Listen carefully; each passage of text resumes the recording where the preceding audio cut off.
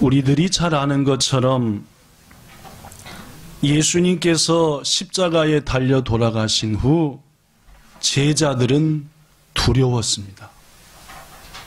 무서웠지요.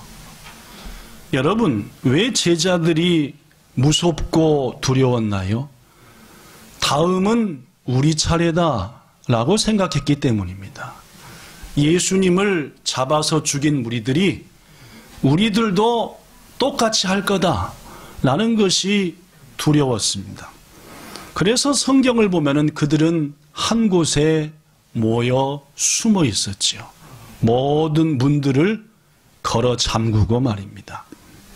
그런데 문을 걸어 잠그고 숨어 있던 그들에게 부활하신 아침 이른 새벽 예수님의 몸에 향유를 발라드리러 갔던 여인들이 예수님의 부활하신 소식을 천사들에게 듣고 혹은 직접 보고 두려워 떨던 제자들에게 달려왔습니다. 예수님이 뭐 하신 것 같다고요? 살아나신 것 같다. 잘 안 봬요? 그래요?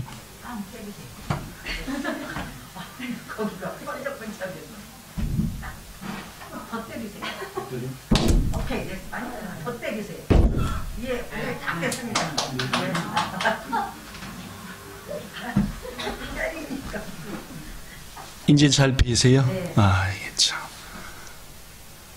네. 제자들에게 두려워 떨고 있던 그들에게 여인들을 통해서 들려온 소식은 예수님이 부활하셨다는 얘기죠. 이것을 제자들이 믿고 받아들였나요? 못 받아들였나요? 물론입니다. 받아들이기 어려웠지요. 너희들이 헛것을 받든지 아니면은 너무 예수님께 대한 간절한 마음이 있으니까 뭔가 환상을 받든지 그분의 천사를 받지 살아나실 리가 있냐라고 생각했던 게 분명합니다. 왜냐하면은 부활의 소식을 듣고도 여전히 그들은 두려워서 모인 곳에서 문을 걸어 잠그고 있었기 때문입니다. 바로 그들에게 부활하신 첫날 저녁 때 예수님이 찾아오셨습니다. 오늘 여러분이 펴져 있는 성경 본문인 요한복음 21장 바로 앞에 있는 요한복음 20장 19절에 보면은 이날 곧 안식 후 첫날 저녁 때에, 그날이 뭔 날이죠? 예수님이 부활한 날입니다. 그렇죠? 제자들이 유대인들을 두려워하여 모인 곳에 문들을 닫았는데 예수님께서 그들 가운데 오셔 이르시기를 너희에게 평강이 있을지어다 라고 하시고 20절에 보니까 손과 옆구리를 보이셨다. 뭐 박혔던 손입니까? 못 박혔던 손이고 뭐에 찔렸던? 창에 깊이 찔렸던 손과 옆구리를 보이셨더니 제자들이 주를 보고 기뻐했다라고 말합니다.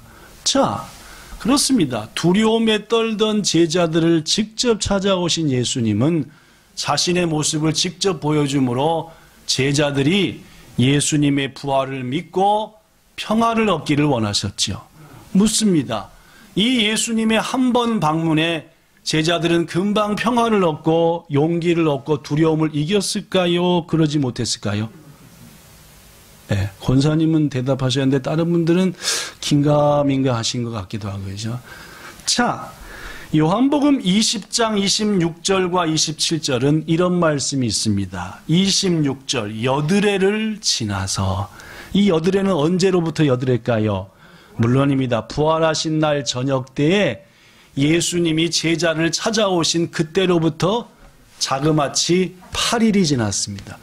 자, 제자들은 만약 그들이 두려움을 벗었다고 한다면은 방에 갇혀 있지 않고 뭔가 나와서 주님을 찾았든지 부활을 전했든지 했을 텐데 보십시오.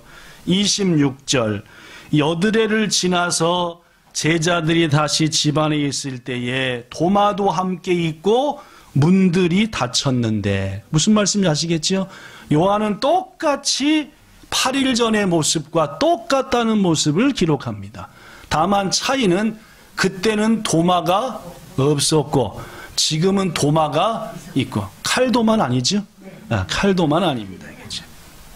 그랬더니 예수께서 다시 오사 그들에게 너희에게 평강이 있을지어다. 에이레네라는 말인데 역시 지금 제자들한테 평화로운 마음이 있다는 말입니까? 없다는 말입니까? 없으니까 가지라라고 주시는 거지요? 그렇습니다. 저가 물은 답이 나왔지요? 즉 첫 번째 방문의 제자들은 부활의 확신을 가지고 두려움에서 벗어났다가 아니라 그러지 못했다는 겁니다.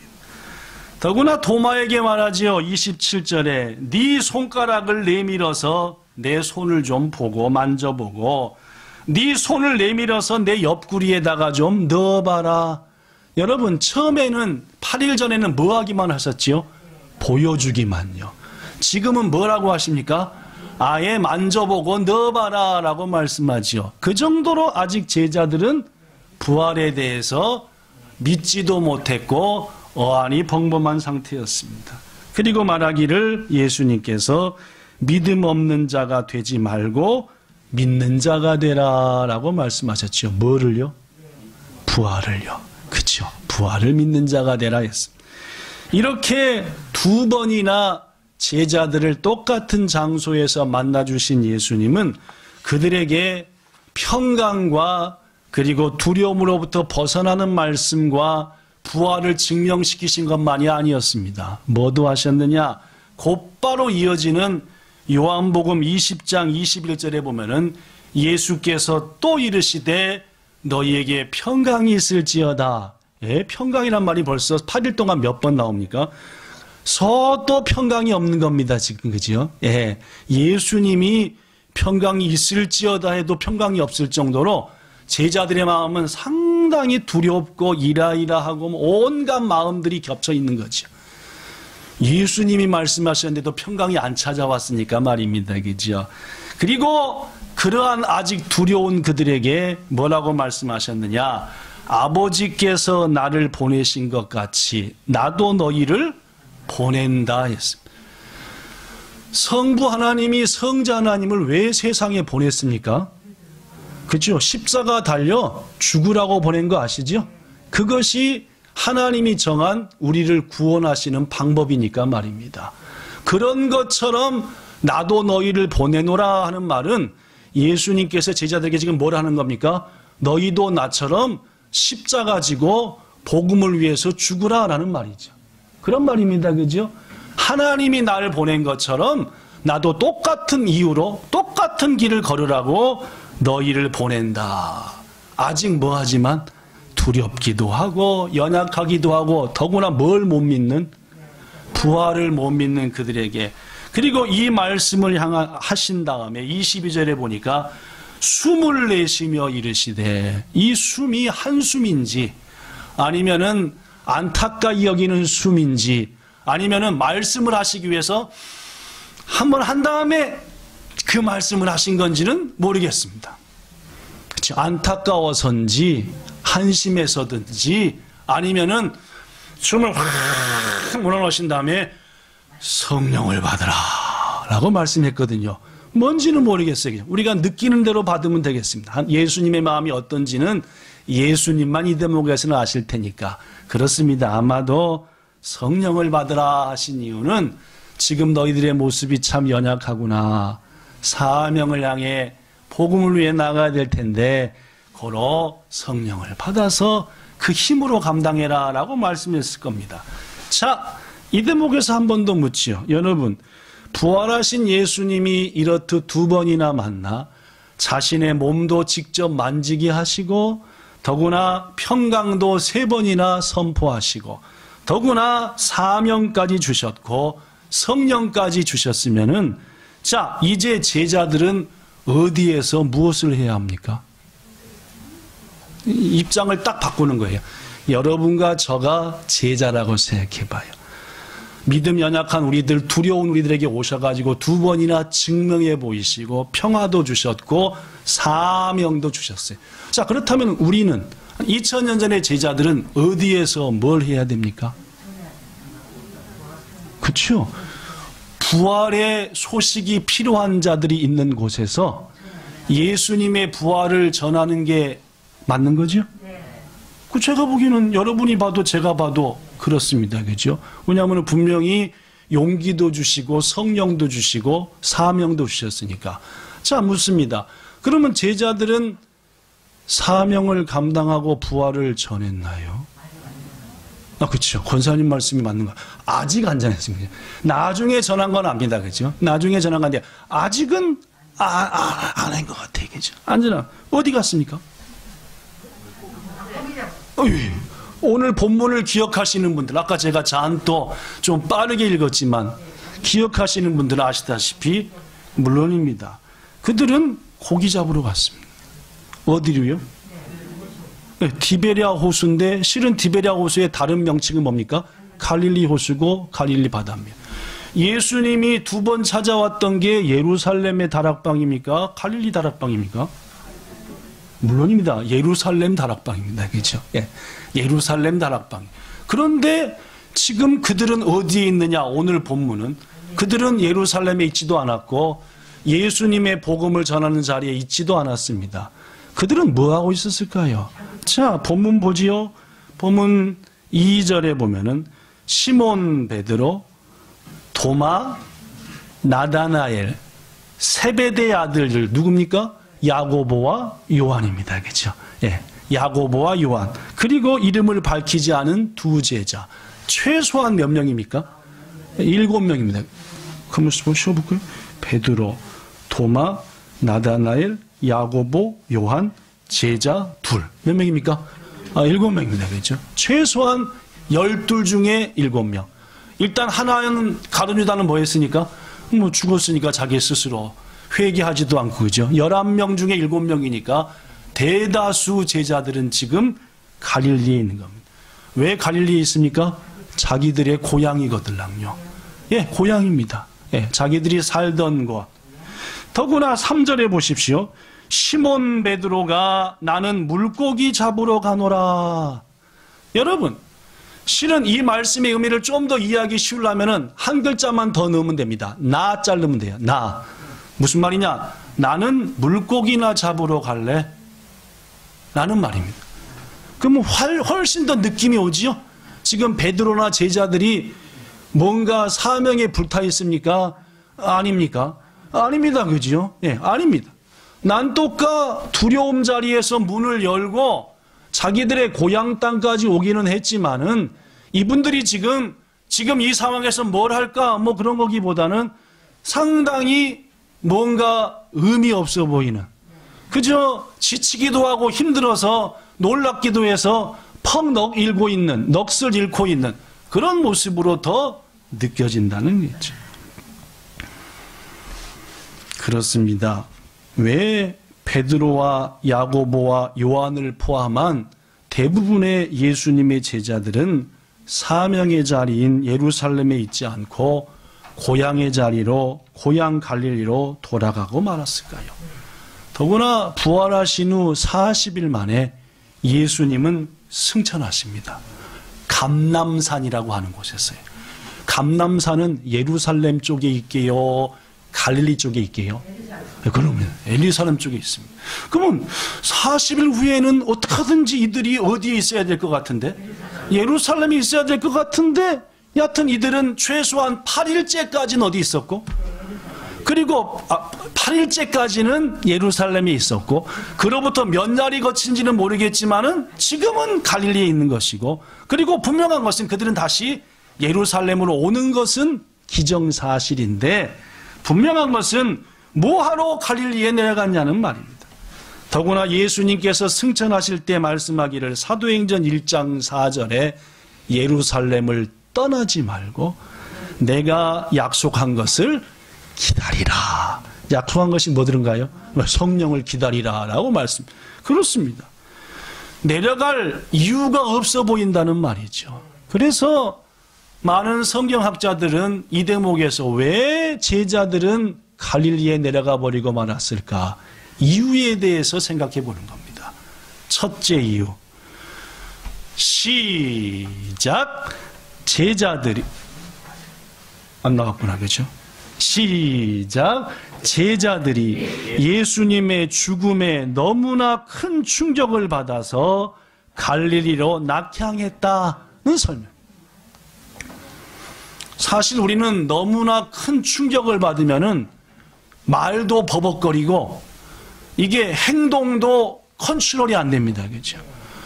어제 그저께 타이완에서 여러분 때 일부 예배 때도 소개했지만 타이완 역사상 최악의 열차 사고가 났답니다. 그죠? 그 위에 기찻길이 있는 위에다가 차를 세워놨는지 뭘 어땠는지 모르겠는데 그 차가 때룩때룩 미끄러가지고 기찻길 위로 와버렸고 때마침 그 기차가 아니다. 자동차가 떨어지자마자 얼마 안 있어서 특급 열차가 확 지나갔고 더구나 지나가던 자리가 하필 또 입구가 어디예요? 터널이에요. 터널만 아니었어도 그렇게 무짝붙자 되지 않았을 텐데 몇 짝붙자 안 됐을 텐데 터널이다 보니까 딱 왁구가 정해진 대로 차에 부딪힌 열차가 끼고 들어가다 보니까 뭐 한 20년 전에 저 오사카인가 어디에서 커브 돌다가 어디 만션 지하로 기차 들어가서 100몇십 명 죽은 그 사고처럼 돼버리고 말았다는. 어제 TV 보니까 자식을 잃고 가족을 잃은 분들이 와서 뭐랄까 하여튼 그런 의식을 행하는데 뭐 거의 실성할 사람처럼 웁니다. 그죠? 뭐 너무너무 저가 보는 저도 가슴이 아프고 얼마나 저런 일로 가족을 잃었으니 괴로울까. 사람은 말입니다. 너무나 친하게 지내고 가까웠던 사람이 갑자기 이런 일을 당하면은 어안이 벙벙하고 행동이 이상해지고 말이 잘 안 나오는 게 우리 인간이에요. 그런 일을 당해도 냉철해가지고 그런 사람들은 거의 없습니다. 그래서 제자들도 마찬가지지요. 3년간 함께했던 예수님이 처참하게도 죽으시니까 어안이 벙벙하고 말이 안 나오고 예수님이 2번씩이나 나타나셔서 부활을 증명해 보이시고 사명을 줘도 귀에 들어와요? 안 들어와요? 안 들어왔을 거라는 거지요. 우리한테 얘기해 봅시다. 만약에 건강검진을 딱 받았는데 당신 몸에 암이 이만큼 자랐어요 하면은 냉철하게 합니까? 이제 주님 앞에 가야 되니까 가족과도 정리를 하고 이런 마음으로 정신이 없어집니까? 그죠? 정신이 없어지죠? 물론입니다. 정신이 없어지는 게 맞는 말이에요. 제자들이 그랬다는 거. 물론 제자들의 경우 예수님께서 자기 죽음을 몇 번이나 예고하시긴 하셨습니다. 그런데 설마였죠. 설마 그 일이. 그래서 너무 충격을 받은 그들이 갈릴리에 내려가 버리고 말았다는 첫 번째 설입니다. 이런 설도 있어요. 시작. 제자들이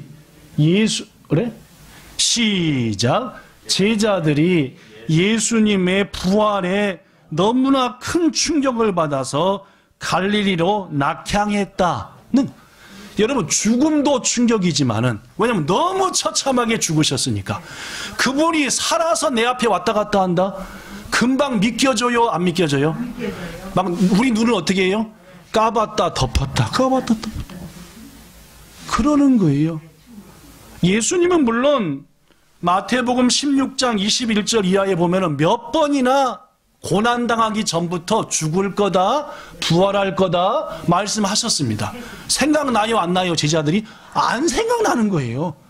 지금 너무 충격이니까 아무것도 눈앞에 보이는 것만 기가 막힌 거예요.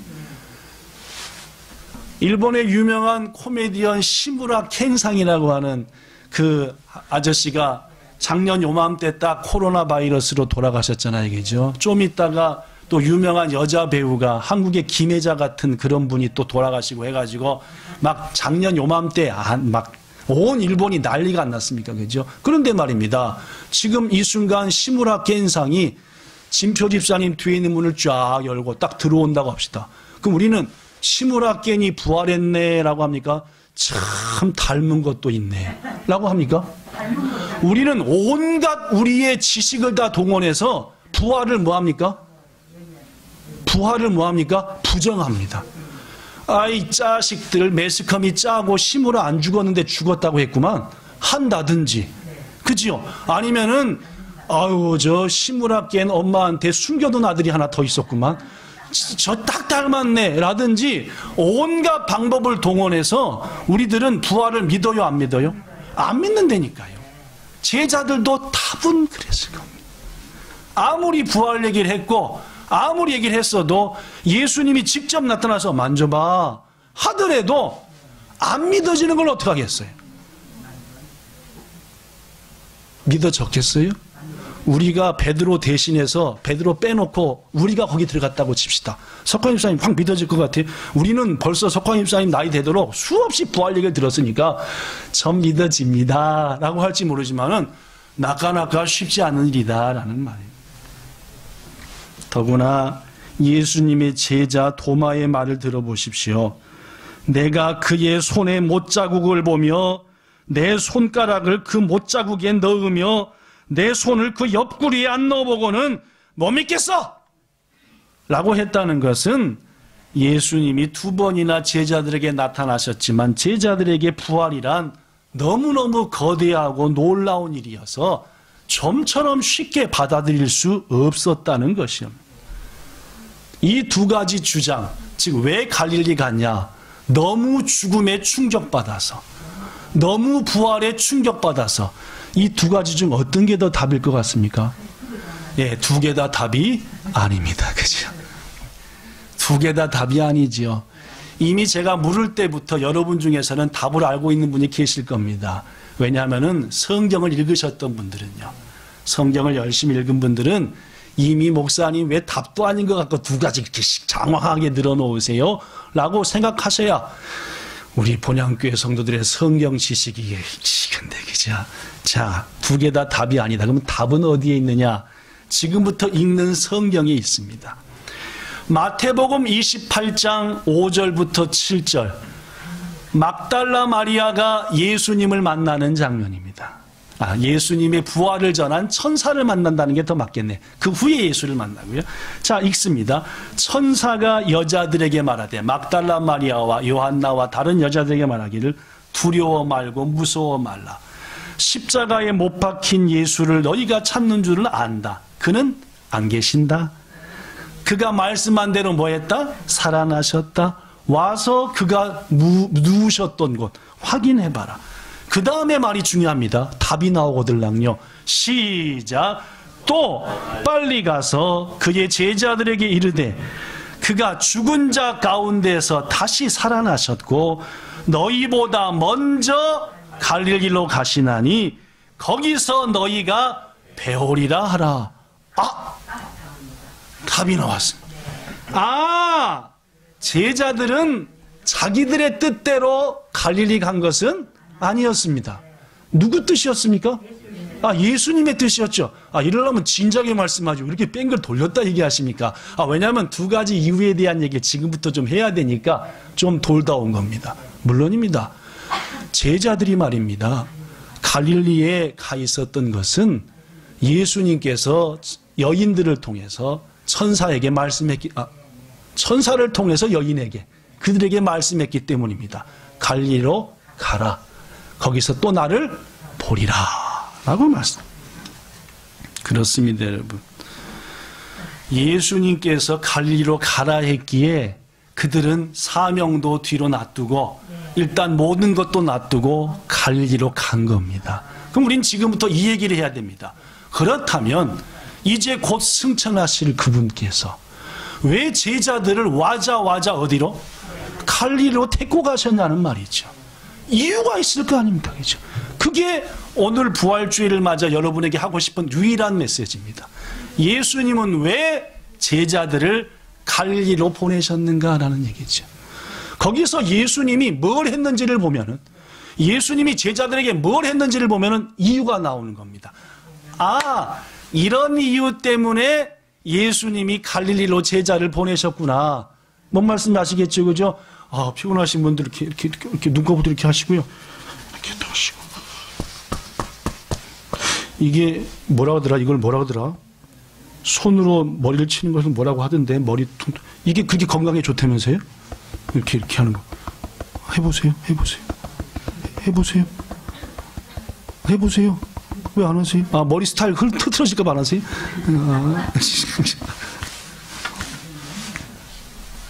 예수님은 왜 제자들을 갈릴리로 보내셨는가라는 얘기죠.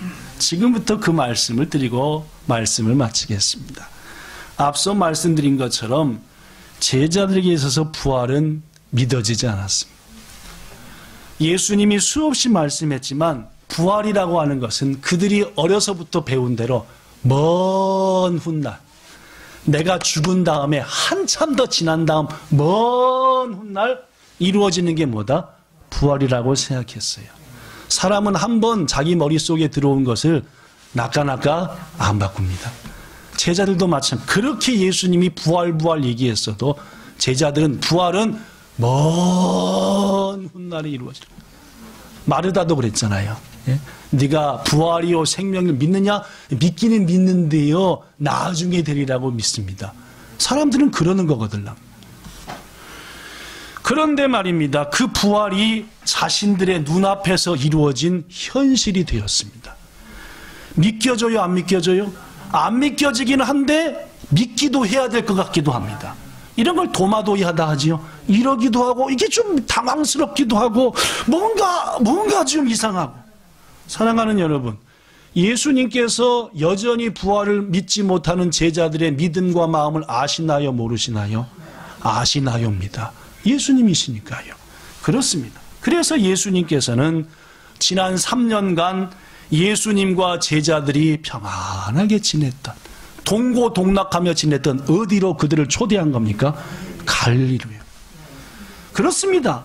다시 말하면 예수님께서는 예수님의 부활을 그들의 이제까지 왔던 평범한 삶 속에서 흡수하고 믿게 만들고 싶으셨다는 거죠. 좀 더 설명하겠습니다. 예수님과 제자들의 지난 3년간 사역의 중심지는 예루살렘이었을까요? 갈릴리였을까요?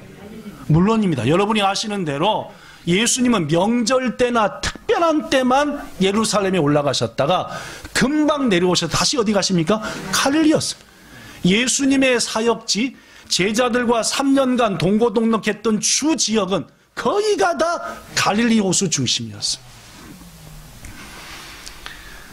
예수님께서 제자들을 갈릴리로 이끄신 이유는 십자가 고난 전, 십자가 고난 겪으시기 전의 모습으로 되돌리사 문득 제자들은 생각하는 거야.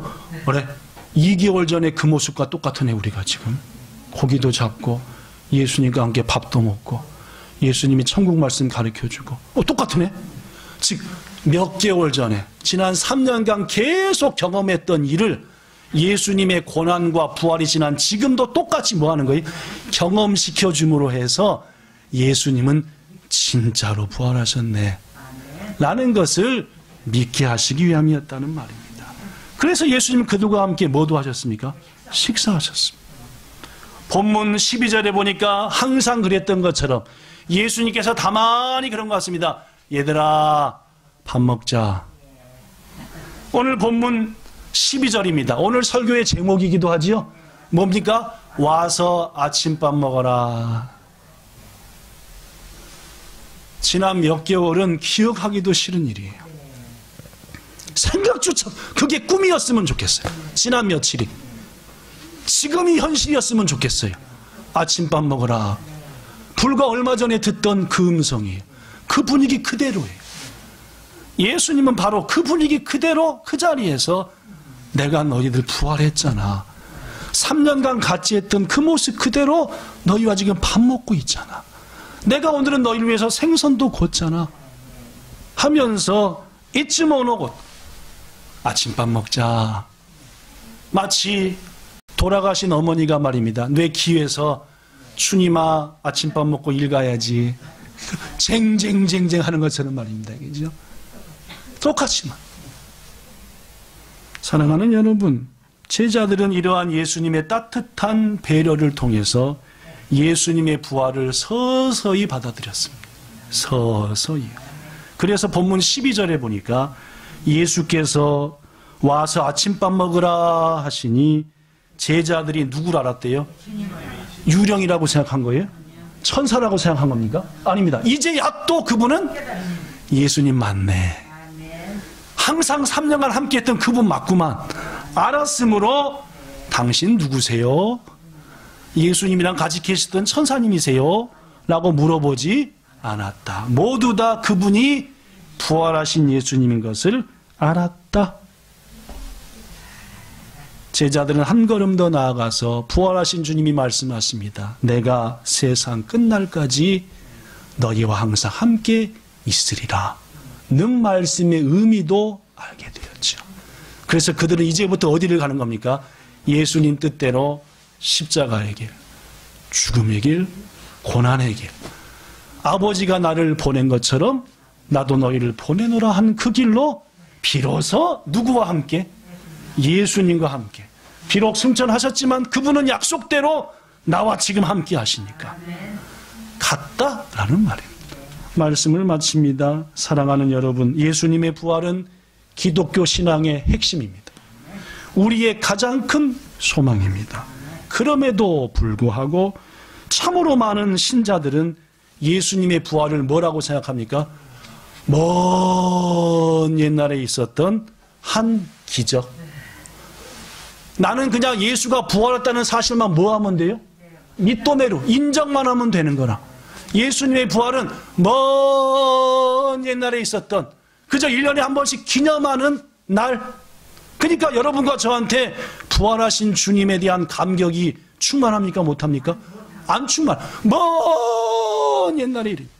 제자들이 부활이 먼 훗날의 일이란 것처럼 오늘날 많은 신자들에게 부활은 과거의 한 사건일 뿐이라는 말이에요. 그러니까 감격이 없죠. 우리는 부활절에만 예수님의 부활을 한 사건으로 기억하고 난 부활 믿습니다. 예수님 믿어요. 이건 부활절이 아니에요. 참된 부활의 의미는 뭡니까? 나와 같이 뭐 하시고? 밥 잡수시고 나와 같이 지금 뭐 하시고? 길을 가시고. 예수님 이럴 땐 제가 어떻게 해야 돼요? 묻고 예수님께서 성경 말씀을 통해서 가르쳐주시면 알았어요 예수님 그대로 하겠습니다. 너무너무 답답한 일 있을 때에 예수님 제 소원을 좀 들어주세요. 너무너무 속상해요. 기도하고 주님 오늘 제가 얼마나 기쁜 일이 있는지 아세요? 주와 같이 길 가는 것 찬송도 드리고 주님 오늘은 제가 주님을 위해서 헌신 제대로 해보려고 합니다. 교회가 이사 안 되는데요. 이번 주 부활주일이라고 하는데요. 제가 한번 헌신하겠습니다. 주님. 또 해보고 주님 말씀 의지해서 오늘은 축복하려 합니다. 주님. 나한테 만나는 것들 누구든 간에 오늘은 제 입으로 예수님 이름 의지해서 복을 빌겠습니다. 이렇게 주님과 뭐 하는 거? 부활하신 주님과 같이 사는 거, 동행하는 거. 이것이 부활을 믿는 참 성도의 참 제자의 삶이라는 거죠. 안타까우십니까? 지금 힘드십니까? 주님과 상의하십니까? 이 모양 저 모양으로 어려우십니까? 주님께 물으십니까? 부디 여러분과 저 아침 먹자 정란아 하고 주님이 초대하실 때에 예 같이 길 가자 같이 길 가자니까 라고 여러분 제 이름을 주님이 부르실 때에 어디 가셨다 지금 오셨어요? 하는 여러분과 저 되지 말고 제가 주님이 시작할 때부터 여기까지 항상 함께 하셨는데 하고 주님과 손붙잡고 영원히 함께 하시겠다는 그 주님과 동행하며 천국까지 가는 여러분과 저 본향의 모든 성도 되시기를 TV를 통해서 보시는 성도들 되시기를 예수님 이름으로 축복합니다. 좋으신 하나님, 왜 예수님은 제자들을 갈릴리로 보내셨을까요? 왜 거기서 만나셨을까요? 주님이 제자들에게 하신 일들을 보면은 그 이유 중에 하나를 발견합니다. 항상 주님과 함께함을. 아니 이전에도 그랬고 지금도 그랬고 지금 이후로도 그럼을 제자들에게 가르쳐 주시고 싶으셨구나. 어쩌면 2000년 전에 부활의 확신과 동행을 하지 못한 우리들의 모습이 제자들의 모습과 똑같은지도 모르겠습니다. 주님, 부활하신 주님은 우리에게 말씀합니다. 같이 밥 먹자. 같이 길 가자. 같이 상의하자. 이 주님의 부르심에 네 하고 응답하는 우리 모두 되게 하옵소서. 예수님 이름으로 기도드리옵나이다. 아멘.